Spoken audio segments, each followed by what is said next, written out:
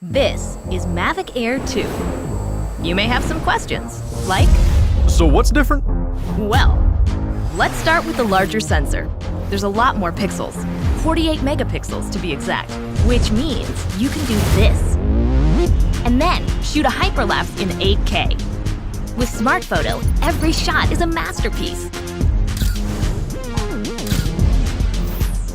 Yeah, but photos aren't really my thing. Don't worry, we've got you covered. It also does 4K 60p video.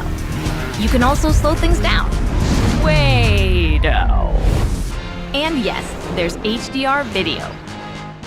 How's the flight time? It's fantastic. You're looking at up to 34 minutes in the air, a new record for the Mavic series. We've added OcuSync 2.0, so you can fly longer and see clearer. What if I'm not a great pilot? That's where Focus Track comes in, so you can fly like a pro. Or just press a button. Here's the best part: automatic obstacle avoidance. Okay, but what do I do with all these shots? Here's an idea.